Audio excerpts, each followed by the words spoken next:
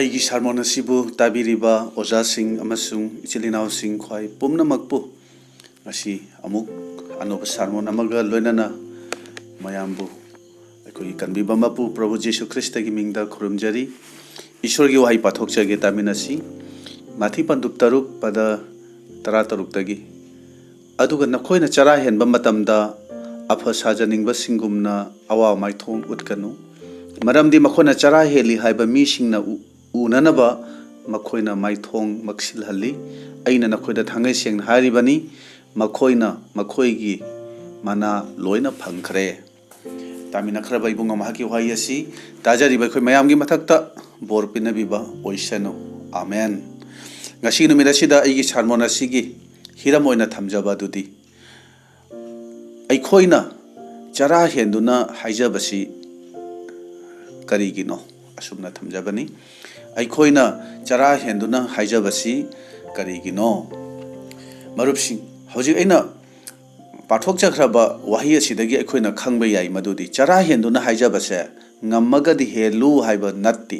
ꯃꯔꯝꯗꯤ ꯃꯁꯤꯗ ꯀꯔꯤꯒꯨꯝꯕ ꯍꯥꯏꯕ ꯋꯥꯍꯩ ꯑꯁꯦ ꯃꯁꯤꯒꯤ ꯋꯥꯍꯩ ꯄꯔꯦꯡ ꯑꯁꯤꯗ ꯌꯥꯎꯗꯕꯅꯤ ꯑꯗꯨꯅ ꯆꯔꯥ ꯍꯦꯜꯂꯁꯨ ꯍꯦꯟꯗ꯭ꯔꯁꯨ ꯀꯥꯏꯗꯦ ꯍꯥꯏꯕ ꯅꯠꯇꯦ ꯆꯔꯥ ꯍꯦꯟꯗꯨꯅ ꯍꯥꯏꯖꯕꯁꯦ ꯇꯧꯐꯝ ꯊꯣꯛꯄꯅꯤ ꯍꯥꯏꯅ ꯈꯪꯍꯜꯂꯤꯕꯅꯤ ꯑꯗꯨꯒ ꯃꯤꯁꯤꯡꯅ ꯎꯅꯅꯕ ꯈꯪꯅꯅꯕ ꯅꯠꯇꯅ ꯏꯁꯣꯔꯅ ꯎꯅꯅꯕ ꯍꯦꯜꯂꯨ ꯍꯥꯏꯅ ꯍꯥꯏꯕꯅꯤ ꯃꯤꯅ ꯎꯅꯅꯕ ꯅꯠꯇ꯭ꯔꯒ ꯈꯪꯅꯅꯕ ꯆꯔꯥ ꯍꯦꯟꯕ ꯑꯗꯨꯗꯤ ꯃꯤꯁꯤꯡꯒꯤ ꯊꯥꯒꯠꯄ ꯄꯥꯝꯕꯒꯤꯅꯤ ꯑꯗꯨꯕꯨ ꯏꯁꯣꯔꯅ ꯄꯥꯝꯕꯗꯤ ꯆꯔꯥ ꯍꯦꯟꯕꯗꯨꯒꯤ ꯃꯔꯝꯅ ꯂꯝꯆꯠꯇ ꯑꯍꯣꯡꯕ ꯑꯣꯏꯗꯨꯅ ꯖꯤꯁꯨꯒꯨꯝ ꯃꯥꯜꯂꯛꯄ ꯑꯗꯨ ꯃꯍꯥꯛꯅ ꯄꯥꯝꯕꯅꯤ ꯃꯔꯝ ꯑꯁꯤꯅ ꯇꯥꯏꯕꯪꯄꯥꯟꯅꯗꯤ ꯑꯩꯈꯣꯏꯒꯤ ꯇꯥꯏꯕꯪꯄꯥꯟ ꯑꯁꯤꯅꯗꯤ ꯁ꯭ꯇꯦꯇꯁ ꯄꯥꯝꯒꯅꯤ ꯑꯗꯨꯕꯨ ꯁꯔꯒꯅꯗꯤ ꯀꯦꯔꯦꯛꯇꯔ ꯄꯥꯝꯕꯅꯤ ꯍꯥꯏꯕꯁꯦ ꯃꯁꯤ ꯑꯩꯈꯣꯏ ꯈꯪꯁꯤ ꯑꯗꯨꯒ ꯅꯍꯥꯛꯅ ꯂꯥꯟꯗ꯭ꯔꯒꯁꯨ ꯃꯤ ꯑꯇꯣꯞꯄꯅ ꯉꯥꯡꯕ ꯆꯩꯕꯗ ꯁꯥꯎꯔꯕꯗꯤ ꯑꯗꯨꯒ ꯑꯇꯣꯞꯄ ꯑꯃꯗꯅ ꯃꯤꯉꯣꯟꯗ ꯎꯠꯊꯣꯛꯆꯅꯤꯡꯕ ꯈꯪꯍꯟꯖꯅꯤꯡꯕ ꯄꯥꯝꯂꯒꯗꯤ ꯅꯍꯥꯛ ꯁ꯭ꯇꯦꯇꯁ ꯄꯥꯝꯕ ꯃꯤꯅꯤ ꯍꯥꯏꯕꯁꯤ ꯈꯪꯕ ꯌꯥꯔꯦ ꯑꯗꯨꯅ ꯑꯩꯈꯣꯏꯅ ꯆꯔꯥ ꯍꯦꯟꯗꯨꯅ ꯍꯥꯏꯖꯕꯁꯤꯗ ꯃꯤꯅ ꯎꯗꯅꯕ ꯑꯩꯈꯣই ꯆꯦꯛꯁꯤꯟꯁꯤ ꯏꯁꯣꯔꯅꯁꯨ ꯇꯥꯛꯄꯤꯕꯁꯦ ꯑꯩꯈꯣꯏꯅ ꯀꯔꯝꯅ ꯆꯔꯥ ꯍꯦꯟꯗꯨꯅ ꯍꯥꯏꯖꯒꯅꯤ ꯍꯥꯏꯕꯁꯤ ꯇꯥꯛꯄꯤꯗ꯭ꯔꯤꯉꯩꯗ ꯀꯔꯝꯅ ꯆꯔꯥ ꯍꯦꯟꯗꯨꯅ ꯍꯥꯏꯖꯕꯁꯦ ꯑꯩꯈꯣꯏꯅ ꯇꯧꯔꯣꯏꯗꯒꯦ ꯍꯥꯏꯕꯗꯨ ꯃꯍꯥꯛꯅ ꯍꯥꯟꯅ ꯇꯥꯛꯄꯤꯕꯅꯤ ꯖꯤꯁꯨꯅ ꯃꯁꯤꯗ ꯀꯟꯅ ꯍꯥꯏꯕꯁꯤ ꯑꯐ ꯁꯥꯖꯅꯤꯡꯕꯁꯤꯡꯒꯨꯝꯅ ꯑꯣꯏꯒꯅꯨ ꯃꯈꯣꯏꯒꯨꯝꯅ ꯇꯧꯒꯅꯨ ꯍꯥꯏꯅ ꯍꯥꯏꯕꯁꯤꯅꯤ ꯑꯗꯨꯅ ꯃꯊꯤ 6:13 ꯑꯁꯤꯗ ꯑꯃꯨꯛ ꯃꯈꯥꯗ ꯄꯥꯔꯕꯗꯤ ꯀꯔꯝꯅ ꯆꯔꯥ ꯍꯦꯟꯒꯅꯤ ꯍꯥꯏꯔꯒꯗꯤ ꯅꯀꯣꯛꯇ ꯊꯥꯎ ꯇꯩꯁꯤꯜꯂꯨ ꯃꯁꯤꯗ ꯊꯥꯎ ꯇꯩꯁꯤꯜꯂꯨ ꯍꯥꯏꯕꯁꯤ ꯊꯋꯥꯏ ꯑꯁꯦꯡꯕꯅ ꯊꯜꯍꯜꯂꯨ ꯍꯥꯏꯕꯒꯤ ꯈꯨꯗꯝꯅꯤ ꯍꯥꯏꯕꯁꯤ ꯃꯁꯤ ꯑꯩꯈꯣꯏ ꯈꯪꯕ ꯐꯩ ꯅꯃꯥꯏ ꯇꯥꯊꯣꯛꯎ ꯂꯣꯟꯅ ꯎꯔꯤꯕ ꯅꯪꯒꯤ ꯅꯄꯥꯅ ꯅꯪꯉꯣꯟꯗ ꯍꯟꯕꯤꯔꯛꯀꯅꯤ ꯍꯥꯏꯅ ꯍꯥꯏꯔꯤ ꯃꯁꯤꯒꯤ ꯋꯥꯈꯜꯂꯣꯟ ꯑꯁꯤꯗ ꯑꯩꯈꯣꯏꯅ ꯐꯥꯁꯇꯤꯡ ꯑꯁꯤ ꯇꯧꯕ ꯇꯥꯕꯅꯤ ꯐꯥꯁꯇꯤꯡ ꯄ꯭ꯔꯦꯌꯔ ꯆꯔꯥ ꯍꯦꯟꯗꯨꯅ ꯍꯥꯏꯖꯕ ꯍꯥꯏꯕꯁꯤ ꯀꯔꯤꯅꯣ ꯑꯩꯈꯣꯏꯅ ꯆꯔꯥ ꯍꯦꯟꯗꯨꯅ ꯑꯋꯥꯕ ꯈꯥꯡꯕꯒꯤ ꯃꯔꯝꯅ ꯑꯩꯈꯣꯏꯗ ꯏꯁꯣꯔꯅ ꯕꯣꯔ ꯄꯤꯔꯤꯕ꯭ꯔꯥ ꯏꯆꯤꯜ ꯏꯅꯥꯎꯁꯤꯡ ꯐꯥꯁꯇꯤꯡꯒꯤ ꯑꯁꯦꯡꯕ ꯑꯔꯊꯗꯣ ꯈꯪꯂꯒꯗꯤ ꯑꯩꯈꯣꯏ ꯇꯣꯏꯅ ꯐꯥꯁꯇꯤꯡ ꯇꯧꯒꯦ ꯍꯥꯏꯅ ꯑꯩꯈꯣꯏ ꯈꯜꯂꯛꯀꯅꯤ ꯐꯥꯁꯇꯤꯡ ꯇꯧꯒꯦ ꯏꯁꯣꯔ ꯄꯥꯡꯕꯤꯌꯨ ꯍꯥꯏꯅ ꯑꯩꯈꯣꯏ ꯁꯣꯏꯗꯅ ꯏꯁꯣꯔꯗ ꯑꯩꯈꯣꯏ ꯍꯥꯏꯖꯒꯅꯤ ꯃꯔꯝ ꯑꯁꯤꯅ ꯉꯁꯤꯗꯤ ꯑꯩꯈꯣꯏ ꯆꯔꯥ ꯍꯦꯟꯗꯨꯅ ꯍꯥꯏꯖꯕꯒꯤ ꯃꯇꯥꯡ ꯑꯁꯤꯗ ꯉꯁꯤꯒꯤ ꯅꯨꯃꯤꯠ ꯑꯁꯤꯗ ꯑꯔꯤꯕ ꯋꯥꯂꯦꯞꯅꯕꯗꯒꯤ ꯑꯦꯁꯊꯔꯒꯤ ꯄꯨꯟꯁꯤ ꯋꯥꯔꯤꯗꯒꯤ ꯑꯩꯈꯣꯏ ꯌꯦꯡꯃꯤꯟꯅꯒꯅꯤ ꯑꯩꯈꯣꯏ ꯄꯨꯝꯅꯃꯛꯅ ꯑꯦꯁꯊꯔꯒꯤ ꯋꯥꯔꯤ ꯑꯁꯦ ꯈꯪꯂꯝꯒꯅꯤ ꯍꯥꯏꯅ ꯑꯩꯅ ꯊꯥꯖꯩ ꯑꯗꯨꯅ ꯌꯥꯝꯅ ꯁꯝꯅ ꯋꯥꯔꯤ ꯑꯁꯤ ꯑꯩ ꯍꯥꯏꯗꯣꯛꯆꯅꯕ ꯇꯧꯖꯒꯦ ꯑꯦꯁꯊꯔꯒꯤ ꯋꯥꯔꯤ ꯑꯁꯤꯗ ꯑꯩꯈꯣꯏꯅ ꯎꯕꯁꯦ ꯂꯩꯕꯥꯛ 129ꯀꯤ ꯃꯄꯨ ꯑꯣꯏꯕ ꯅꯤꯡꯊꯧ ꯁꯦꯔꯁꯦꯁꯅꯤ ꯅꯤꯡꯊꯧ ꯁꯦꯔꯁꯦꯁ ꯍꯥꯏꯅ ꯀꯧꯏ ꯂꯩꯕꯥꯛ 129 ꯍꯥꯏꯕꯁꯤꯗ ꯏꯟꯗꯤꯌꯥꯁꯨ ꯌꯥꯎꯔꯤꯕꯅꯤ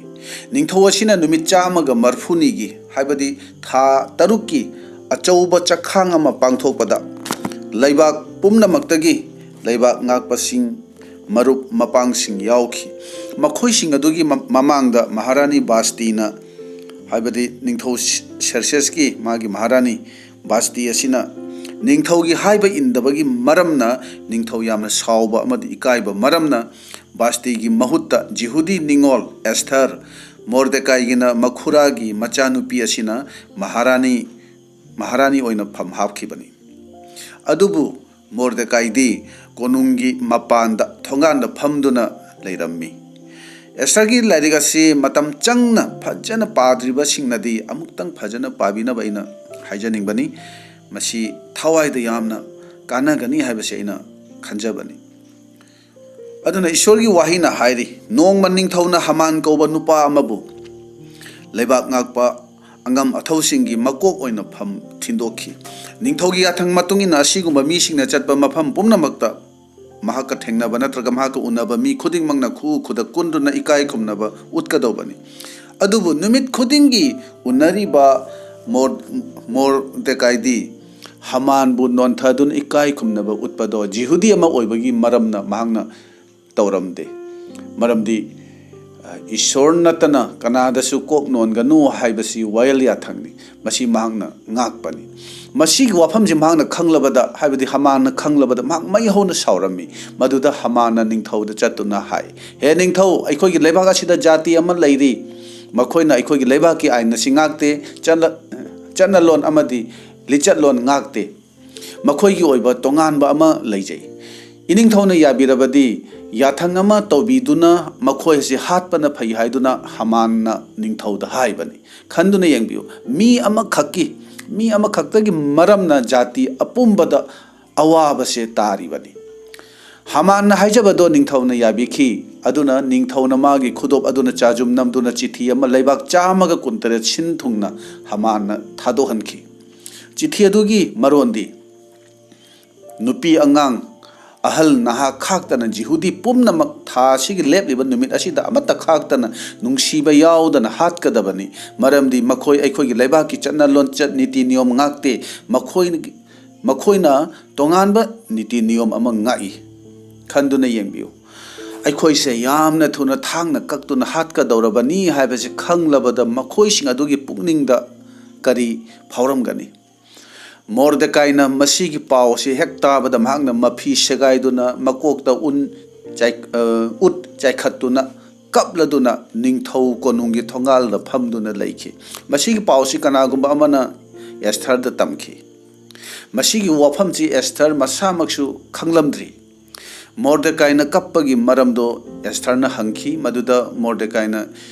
हाइदि जिहुदीसिंग हातननबगी चिठी अदो एस्थरदा पियु हाइना एस्टर की मनाई अमदा सिनखिबनी एस्टर खंगलब मतुंगदा मोर्देकाईना अमुक एस्टर दा हाई नंग हौजिक नुंगाइना लैथोकदब नत्ते हौजिक चत्तुना निंगथौदा मसीगी मतांगदा वारी सानरुचो अदुबु एस्टर ना अमुक हाइरगी कोनुंगी चन्नबी मतुंग इन्ना निंगथौना कौरक्त्रबदे महाकी याथंग याउदना उनबा यादे आइसु निमित कुंथ्रानी चुमना निंगथौबु गाइरक्लिबनी असुम हाइना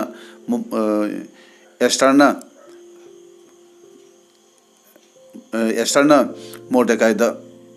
खुमलखिबनी हौजिक उनबा चलुरबदी आई सिबा याय हाइना हाइखिबनी अदुबु मोर्देकाईनादी ngasiगी numit asigi damakta nangbu ईश्वरना महारानी ओना थंबिरंबसु याबनी हाइना असुमना एस्टर दा महंगना इनसिनखिबनी पिकलिंगैदगी मोर्देकाईगी मचानुपी अमगुमना हाइबा इनबी अमा ओइना एस्टरना फरे अइदमक नखोना थबक अमा तौबियु मदुदि निमित हुमनी अइदमक चरा हेंदुना प्रार्थना तौबियु अदुगा अइ निंगथौगी याथंग याउद्रबसु अइ निंगथौगा उनगनी मदुदा अइना सीबा थोकलबसु काइदे असुमना एस्टरना हाइरखी मोर्देकाईना जिहुदी पुंबदा हाइ अइगी इचनुपीना निंगथौगा वारी सानगदौरे अखोई पुमनमक चरा हेंदुना हाइजसी असिगी मतुंगदा एस्टरना निंगथौदा चटलगा नहांगना अइगी जाति अइगी इचिली नाउसिंगबु करिगी हातननबा सिल्लिबा नो हाइना असुमना हाइदे अदुबु एस्टरना हाइजबसी हयेंसी निंगथौ अमसुंग हमानगा लोइनना अइना चखांग अमा सिंजरी मसिदा लाकपियु हाइना मांगना हाइजबनी मदुदा निंगथौना नंगना लेबाक तंखाय अमा नीरबसु अइना मदु पिबीगनी असुमाइना एस्टरदा हाइबीबनी अइ सोइदना लाकनी हाइना निंगथौना हाइखी निंगथौना हमानदसु मसिगी पावसे पिहनखी हमान यामना हराउजै मरमदि महारानीना निंगथौबु चाकोबदा मांगसु याउइ हाइना खंजबनी नोंगालगदी मखोय अनि एस्टरगी दा चटली अदुबु एस्टरना अमुक हन्ना हाइबनी हयेंदी मसीदगी हेन चावना चखांगबा अमगा पांगथोकनी मदुदसु नखोय अनि अमुक लाक्पियु हाइदुना एस्टरना निंगथौदा हाइजे मसीदा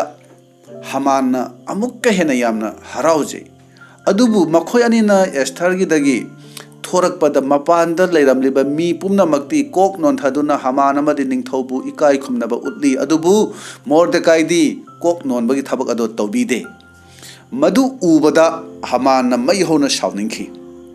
मसीगी नुपासे हौजिक फावब करिगी हात्रिबनो हाइना हमानगी पुकनिंगदा खल्ले थोगलेबा थौदोक पुंबा हमान मयुमदा हनखरगा मागी नुपीदा पावसी तम्मी मधुदा मागी नुपीना हाय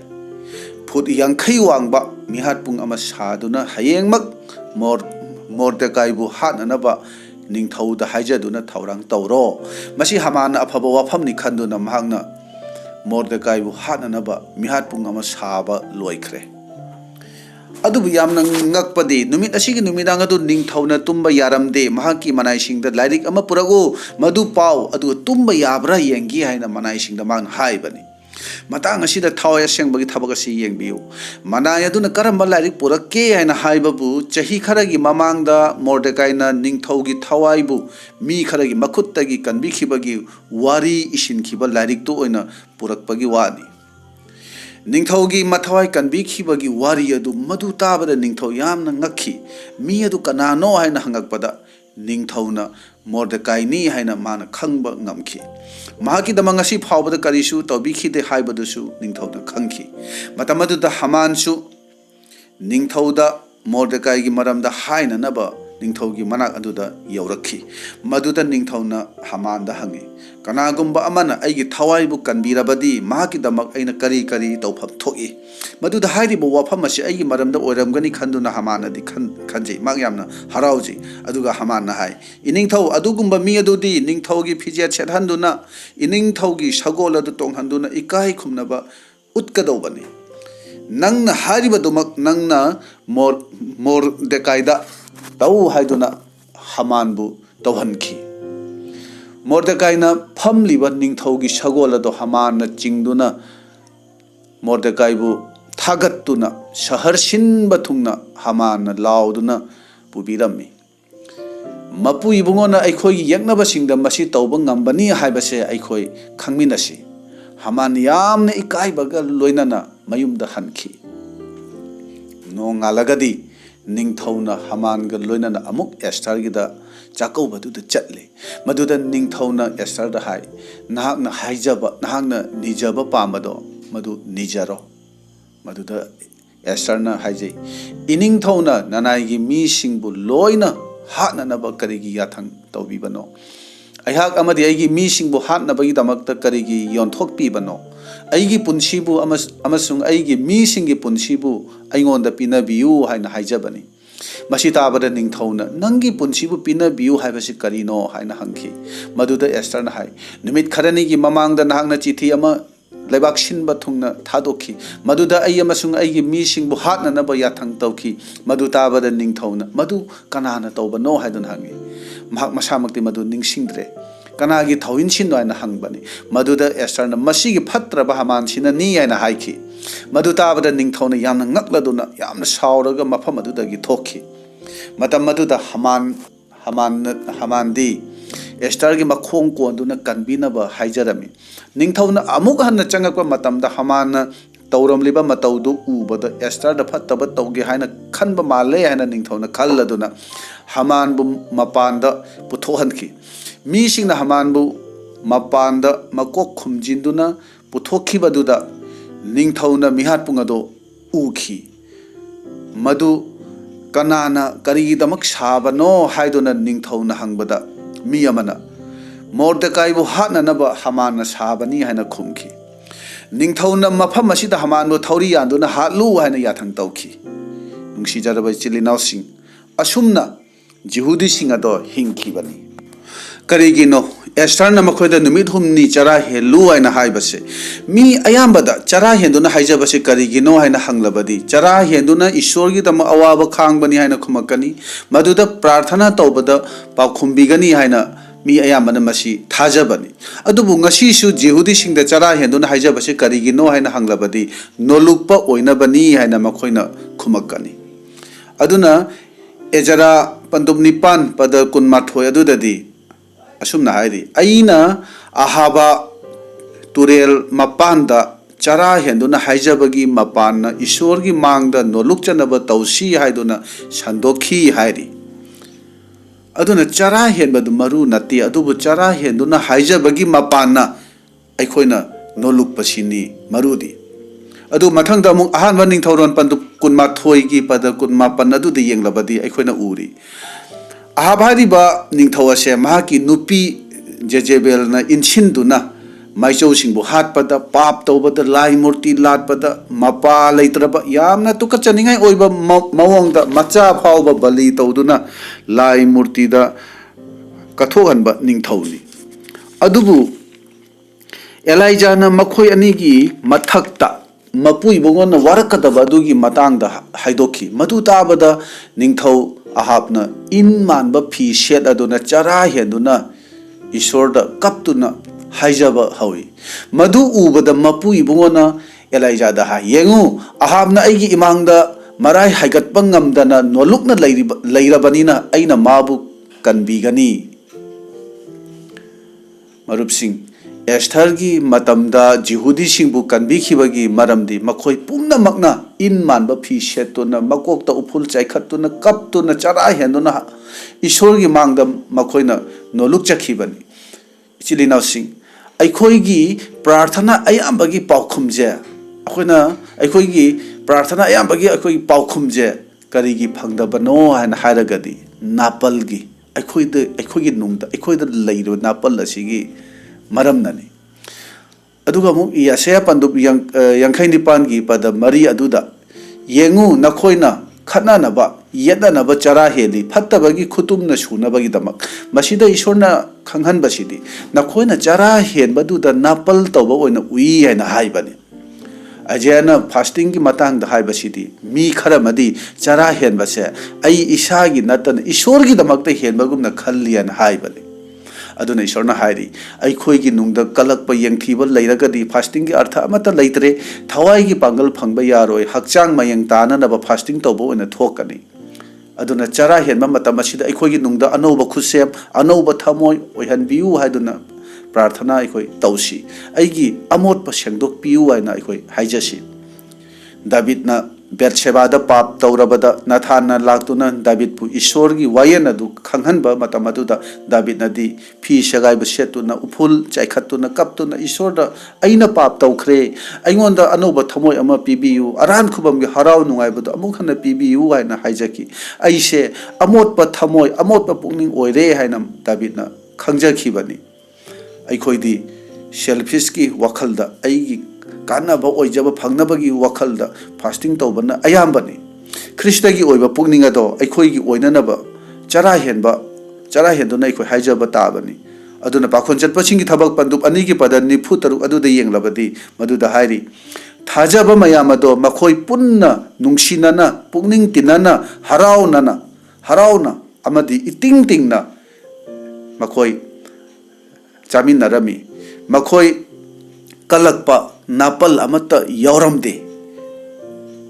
marup sing masigi kristagi pukninga do masigi kristagi pukninga do masi oinana ba ko chara henduna haijaba tabani phatraba ningthau ahabna chara henduna haijaba duda mahak awaba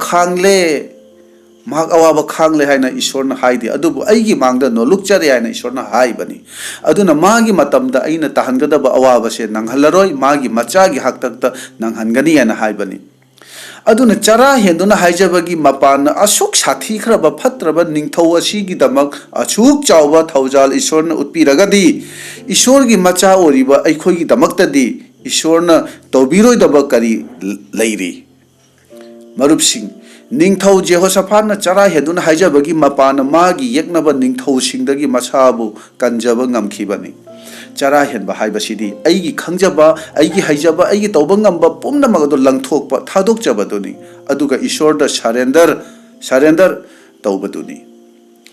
Meena चरा हेनबा फाव मीना चरा हेनबा ngamnadringai asida Nineveh shahardadi shangana uchek wayana phawba shasan phawbana chara heli aina hairi aikhoi gi wakhal asida chara henge haibase khandabagi maramna aikhoi na ngamdabani aikhoi se ebi gumbani ebi nadi lamdrabasu mahakna shaitanna chawna haiba hayado mahana chakhibani adubu jisudi lamlabasu khangki shaitan haibado magi amotba machindagi thokko wahayado jisuna yakhidabani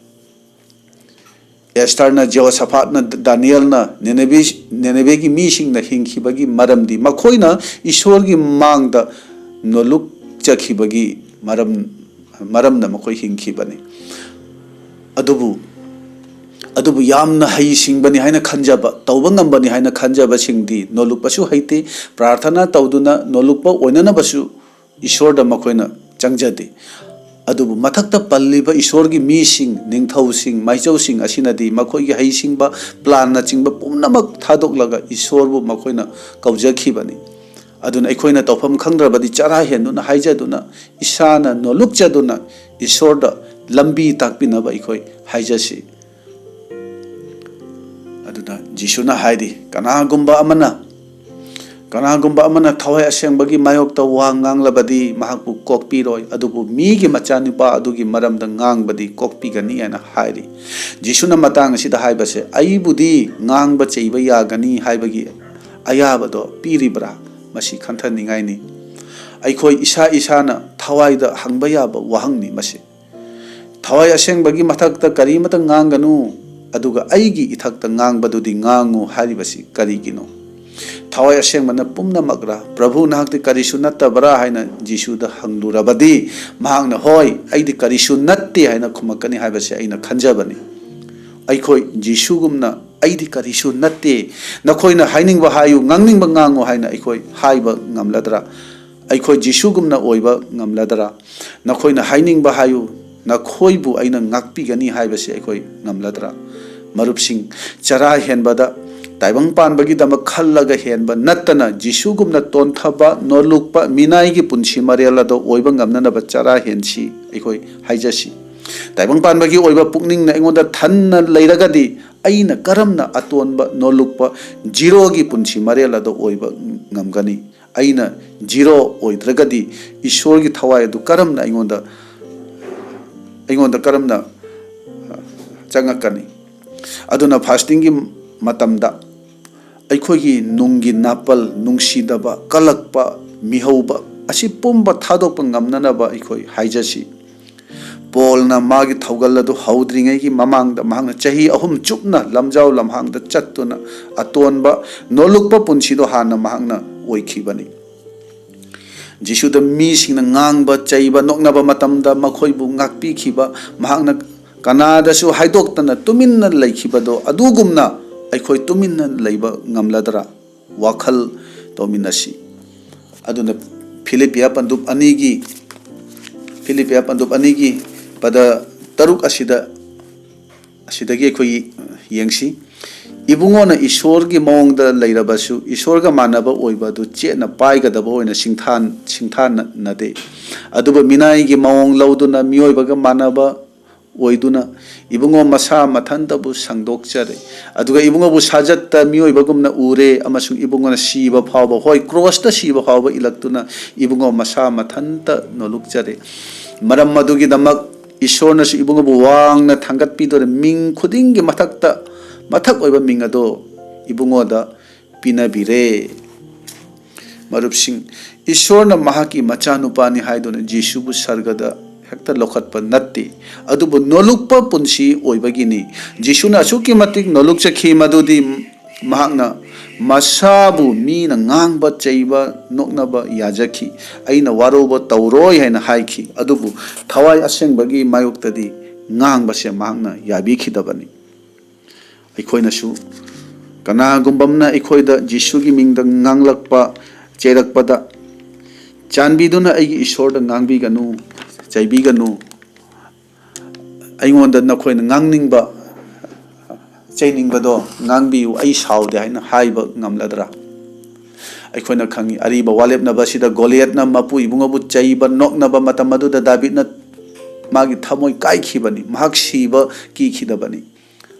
ꯑꯗꯨꯅ ꯊꯋꯥꯏꯅ ꯊꯟꯕ Christian ꯑꯣꯏꯔꯕꯗꯤ